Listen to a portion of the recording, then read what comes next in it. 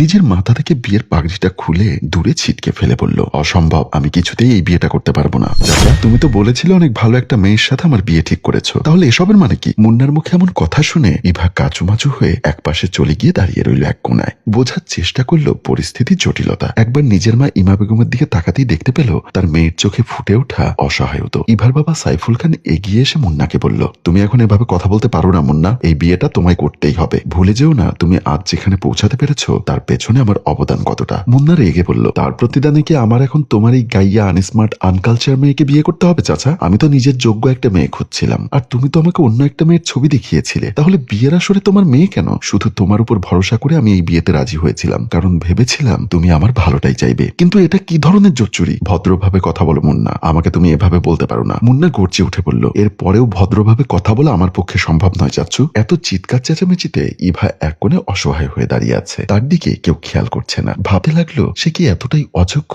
যে কারণে মুন্না তাকে এভাবে অপমান করছে? নিজের চোখের জল মুছে আবারও ভাবতে লাগলো। আজ দুপুরে হঠাৎ করেই যখন তার বাবা এসে তাকে বলল, ইভা তোর বিয়ে ঠিক করেছি, মানসিকভাবে রেডি থাকিস। বাবার কথা শুনে ইভা একটু অসহায় বোধ করে বলল, বাবা আমি এখন কিছুতেই বিয়ে করতে চাই না, আমি চাই আগে পড়াশোনা শেষ করব। চুপ কর, আর বেশি পড়তে হবে না, আর তুই যদি বিয়ে না করিস তাহলে আমি সোজা তোকে বাড়ি থেকে বের করে দিব বলে রুম থেকে বের হয়ে যায়। অসহায় ইভা, যে ছোট থেকে নিজের বাবার নিষ্ঠুর রূপ দেখে বড় হয়েছে, তার পক্ষে আর প্রতিবাদ করা সম্ভব হয়ে উঠছে না। কিন্তু বিয়ের আসরে পৌঁছানোর আগ মুহূর্ত পর্যন্ত কি জানবে কে তার বর? শুধুমাত্র নিজের বাবার কথাতেই বধূ বেশে বিয়ের আসরে চলে এসেছিল, আর তারপর এত কিছু হয়ে গেল। বিনা দোষে তাকে এত কিছু শুনতে হলো। এদিকে এত কিছুর মাঝে হঠাৎ করেই সেখানে উপস্থিত ইভার বড় আব্বু মানে মুন্নার বাবা মমিন খান বলল, অনেক হয়েছে সাইফুল, আর না, তুই আমার ছেলের উপর কোনো ধরনের জোর জবরদস্তি করতে পারিস না। সাইফুল খান নিজেকে সামলাতে না পেরে রেগে উঠে বলল, এখনো তোমার ছেলে হয়ে গেল, অথচ একসময় ওর দায়িত্ব নিতে অস্বীকার করেছিলে। আমি ওকে পেলে বড় করেছি অনেকদিন, তাই তোমার থেকে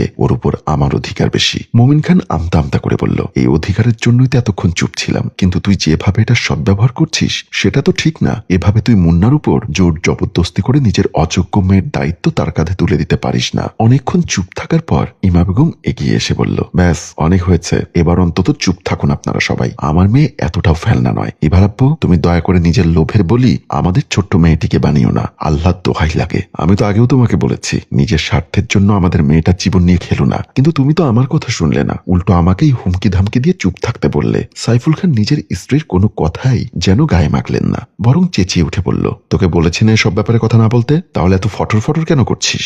মেয়ে মানুষের এত বাহাদুরি আমার পছন্দ না, তুই যা এখান থেকে। আমি ইভার বাবা, আমি যা বলবো ওকে তাই করতে হবে। তুই যদি বেশি ফটর ফটর করিস তো ঘাট ধাক্কা দিয়ে বের করে দিব, তারপর রাস্তায় নেমে ভিক্ষা করে খাস। বলেই তিনি ইভার কাছে গিয়ে ইভার কানে কানে ফিসফিস করে বলল, তুই তোর মায়ের মতো আমার মুখে মুখে তর্ক করতে আসিস না। আজ যদি এই বিয়েটা না হয় তাহলে সবার আগে আমি তোর মাকে তালাক দেব, তারপর তোদের মা মেয়ে দুজনকে ধাক্কা দিয়ে বের করে দিব আমার বাড়ি থেকে। তোদের দিয়ে তো জীবনে কোনো উন্নতি করতে পারলাম না, এবার যখন নিজের জীবনের উন্নতির চাবি খুঁজে পেয়েছি সেটা বন্ধ করতে আসিস না একদম। নিজের বাবার থেকে এরকম হুমকি পেয়ে হতবাক হয়ে তাকিয়ে রইল ইভা। বাবা সেখান থেকে চলে যায়। এই লোকটা তার জন্মদাতা পিতা এটা বিশ্বাস করতেও কষ্ট হচ্ছে। লোভ কি মানুষকে এতটা নিচে নামায়? কিন্তু ইভা যে বড্ড বেশি অসহায়। ওর মা একজন এতিম মেয়ে, বড় হয়েছেন নিজের চাচা চাচির সংসারে অনেক অনাদরে। তার মাকে যদি বাড়ি থেকে বের করে দেওয়া হয় তাহলে যে তাদের তিনকুলিয়ার কোথাও ঠাই হবে না। সে সবার সামনে এগিয়ে যায়। সাইফুল খান হুমকি দিয়ে মুন্নার সামনে গিয়ে বলল, তোমাকে এই বিয়েটা করতেই হবে। তুমি সেদিন আমায় বলেছিলে না আমার ঋণ শোধ করতে চাও, তো এখন সেই সুযোগ দিচ্ছি তোমায়, এই বিয়েটা করে আমার ঋণ শোধ করো। মুন্না কিছুক্ষণ তীক্ষ্ণ দৃষ্টিতে তাকালো ইভার দিকে। সে একদম চুপ ছিল। সাইফুল খান আবারও বলল, আশা করি তুমি নেমোখারামি করবে না। যদি এমনটা করো তাহলে আমি মনে করব তোমার ব্যক্তিত্ব বলে কিচ্ছু নেই। লন্ডনে গিয়ে টাকা তো কামিয়েছ, কিন্তু ভালো কিছু শেখনি। আমার জন্য যে বেঁচে আছো সেই অবদানকে অস্বীকার করছো। মুন্না বেশ ক্রোধ নিয়ে বলল, বেশ, যদি এভাবেই তোমার ঋণ শোধ করতে হয় তো ঠিক আছে। বলেই সে সামনে এগিয়ে গেল। ইভার একদম মুখোমুখি এসে তার হাতটা শক্ত করে ধরে কাজীকে বলল, আপনি বিয়ে পড়ানো শুরু করুন। সবাই বসে যায়। কাজী বিয়ে পড়াতে শুরু করে দেয়। ইভা অনবরত কেঁদেই চলেছে। কাজী মুন্নাকে বলল, কবুল বলো। বলতে বলার সাথে সাথে সে কবুল বলে দিল। তুমি বলো এবার। ইভা সহসা কবুল বলল না, পাথরের মতো জমে রইল। ক্রমেই মুন্না ধৈর্য হারিয়ে ফেলল। ইভার হাত শক্ত করে ধরে ফিসফিস করে বলল, এই মেয়ে, নাটক বন্ধ করে তাড়াতাড়ি কবুল বলো। এটাই তো চেয়েছিলে তুমি, তাই না? আমি ঠিকই বুঝতে পারছি তোমাদের পুরো পরিবারটাই ফ্রড। খুব শখ না আমার বউ হওয়ার? এবার তো তোমার সেই স্বাদ আমি মেটাবো। তোমাদের আমাদের লোভী বাপ মেয়ের উচিত শিক্ষা দিব।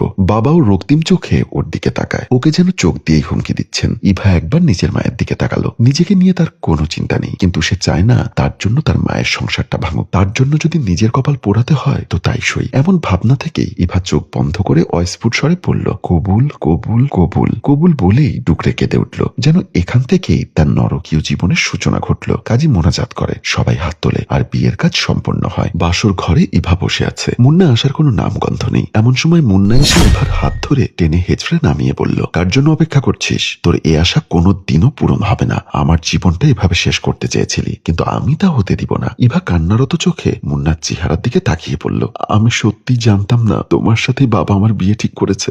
আমাকে উল্টো হুমকি দিয়েছে বিয়ে না করলে মাকে বাবার বাড়ি থেকে বের করে দিবে, সাথে আমাকেও। তাই কোনো প্রশ্ন না করে কি আমার স্বামী তা না জেনেও বিয়েতে রাজি হয়েছি। মুন্না এবার কথা শুনে একদম হতবাক হয়ে যায়। কি বলছো এসব? হ্যাঁ মুন্না, যেটা শুনেছো সেটাই। তাহলে শুনে রাখো কি বলি। আমার চাচা লোভের বশে এসব করেছে, তাই এখন থেকে তোমার মা আমাদের সাথে এ বাড়িতে থাকবে। আর যে লোভের জন্য তোমার বাবা এসব করেছে, সেই লোভের টাকা পয়সা কোনো কিছু তোমার বাবাকে দিব না, যা দেওয়ার চাচিকে দিব। ইভা কথা শুনে বেশ খুশি হয়ে মুন্নাকে জড়িয়ে ধরে বলল, আমার মা খুশি থাকলে আমি খুশি। হ্যাঁ, তোমার মাকে খুশি রাখার দায়িত্ব আমার, বলে মুন্নাও ইভাকে জড়িয়ে ধরে। আর এখানেই সুখী দাম্পত্য দেখিয়ে আমাদের গল্প শেষ হয়। সম্মানিত ভিউয়ার্স, আসলে লোভ আমাদের অন্ধ করে দেয়, এই লোভ মানুষকে ধ্বংস করে দেয়। তাই লোভ থেকে দূরে থাকুন, সুখী সুন্দর জীবনযাপন করুন।